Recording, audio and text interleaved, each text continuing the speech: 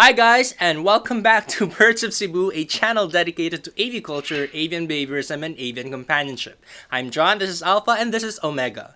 So today we are now on the second part of the Jurong Bird Park adventure.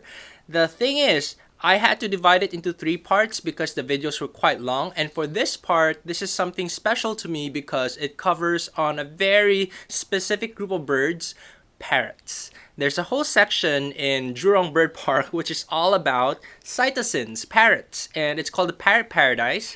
And towards the end of this video, we will also see a clip on Raptors and Hornbills because I couldn't capture a lot of them, but at least you'll get a view of their enclosure and their setup.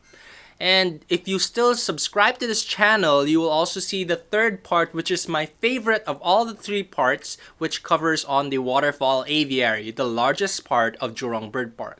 So stay on until the end of the video, and I hope you share to your friends and subscribe to this channel so that you can learn more about birds. So as we are entering, you can already hear the other birds inside. Passing by the sign Parrot Paradise, you can see it's colorful because parrots are in fact very colorful birds.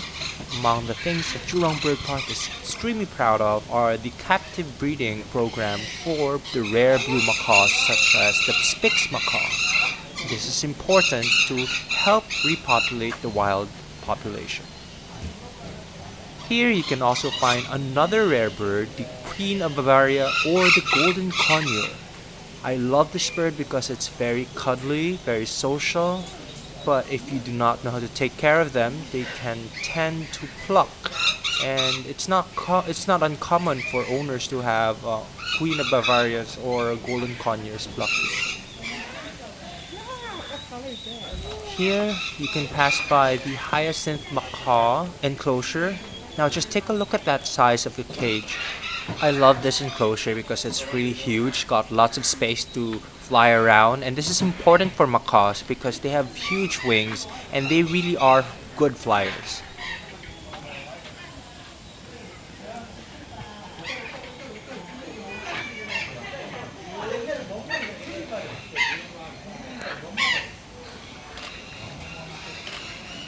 And over here, this display is for, I think, conures. And conures, in my opinion, are basically mini macaws in their own right.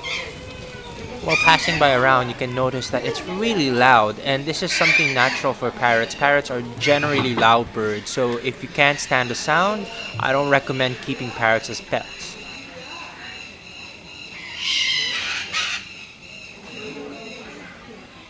Here's a smaller macaw, the chestnut-fronted macaw, the color green with a white face patch.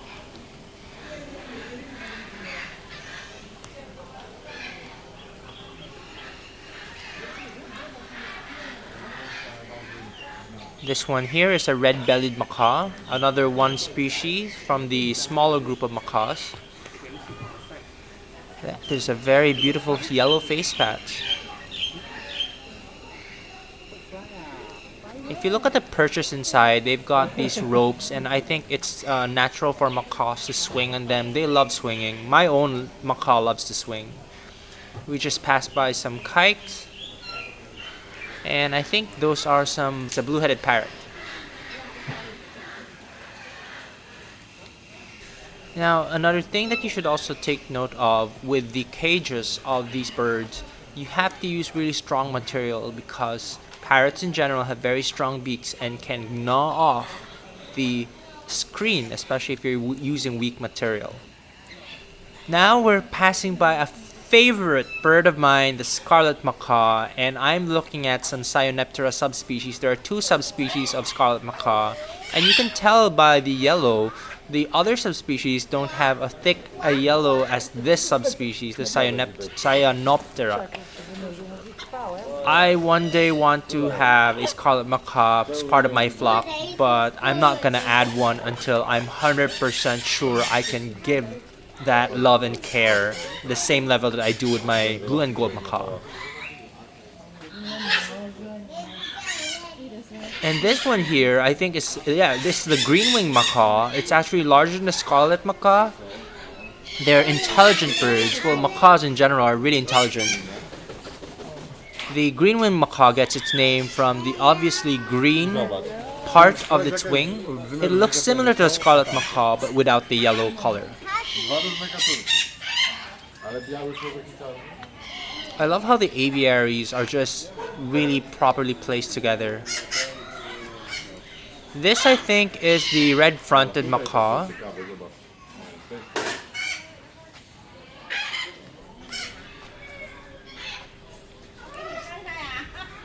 And here we are passing by cockatoos. Cockatoos, interestingly, are not true parrots in a technical sense. They are referred to as cockatoos.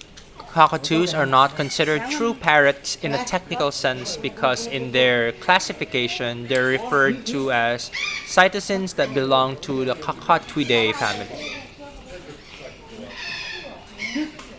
Now, another important fact about parrots is that the most common characteristics, the most common denominator for all these parrot birds is actually the zygodactyl feet, meaning having 2 toes front and 2 toes back, and the hookbill, and that is why parrots are also referred to as hookbills.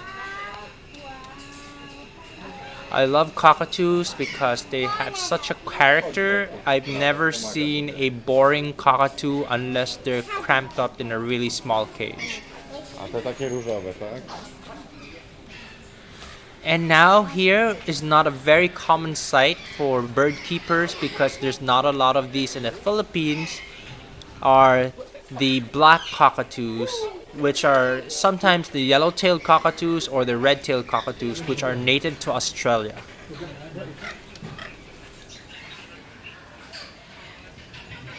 So now we're looking again into another enclosure with a glass cover, which I love because it helps me see better inside, and if I want to take pictures, the screen doesn't get in the way. And this here, I think, is the Spix Macaw, the Blue Spix Macaw, the one that you watched in Rio. It's a beautiful bird, and this is not here just for display. They really are working on trying to breed more of them because this was considered extinct in the wild. So the only populations right now are in captivity, and they're working to breed those captive stocks to put them back in the wild. Here, if you can see, is a beautiful crest. I think that with that color, this has to be I think it's a citron crested cockatoo. It looks like a silver crested, but that's a very deep color, so that must be a citron crested cockatoo.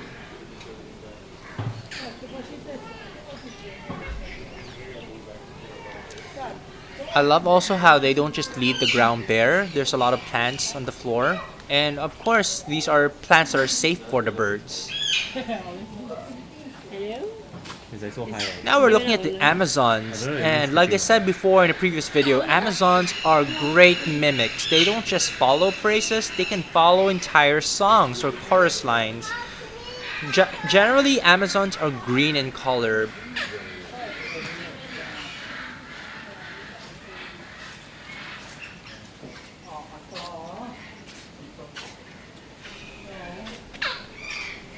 And we have a species that is close to my heart, the Eclectus species. Now there are 9 subspecies of Eclectus, which I'll discuss in another video, but in this setup it's quite interesting because it's not like the usual setup for breeders. Here is what you can call a colony type of setup.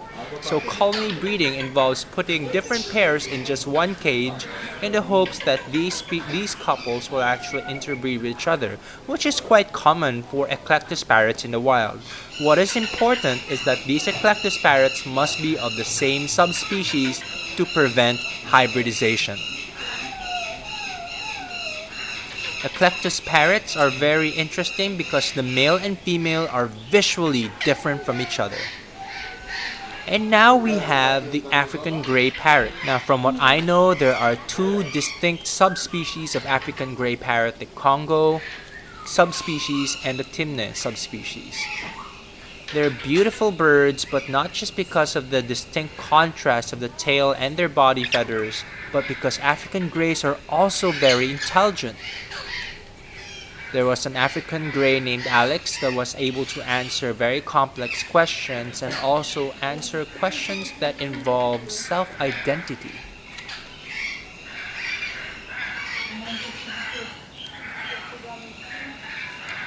This here, I think, is another yellow-headed Amazon, I think. They're very smart birds, actually.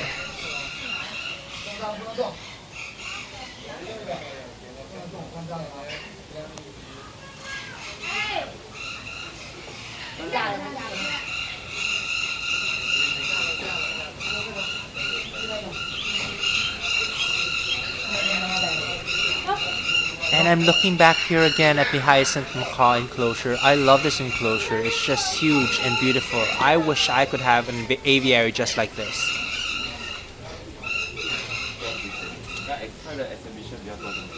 Now we're passing by the Raptor enclosure. These are large enclosures with a very distinct design. You can see that it's not completely caged. They have a leaning wall, which would probably mimic what it would be like for raptors living on the edge of the cliff. I'm trying to zoom in so that you can see. I think this is a vulture species that I'm looking at. These are massive birds and the videos do not do justice. If you see them for yourself, it's really amazing how these large birds are just so up close to you. And they're really tall. I think the difference with the enclosure for the raptors versus the parrots, you can see there's a great distance from where you can watch the birds versus, let's say, the parrot enclosures where you're much closer to the birds. Here there's really a distance. I'm passing by a turkey vulture. There's a pond in the center where the birds, I would believe, would drink water or take a bath as well. So the thing with these enclosures is that they're really well thought of. You don't just place anything there just so that it looks nice. They have a function, whether the branches that are chosen, how thick they are, even a viewing area, the deck where the eagle can just land on and put themselves in a place where they feel safer.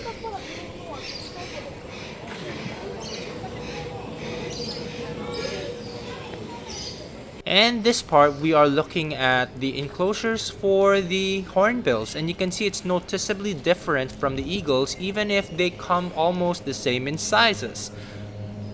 The sad thing about this enclosure is that I couldn't get a good footage of the hornbills, but I do love hornbills, and one thing you should know is that I don't recommend you buy them as pets as much as possible. Leave hornbills to wildlife facilities because they deserve a life where their diet is well maintained and they need to be protected from poaching. The lesser the demand, the lesser the poaching. So let's help in the wildlife conservation. If you have friends, especially those who are in the Philippines, if you have friends who might have a hornbill or who are interested to purchase a hornbill, tell them otherwise. Tell them that the only way we can save our endemic species of hornbills in the Philippines is that we have to cut off the demand. Hornbills are not made for pets. They belong in the wild. If you look at these enclosures, these are huge. And these are not even enough for the best kind of life for hornbills to have. So please, be part of the solution. Help the hornbills have a better life by discouraging poaching, saying no to the black market.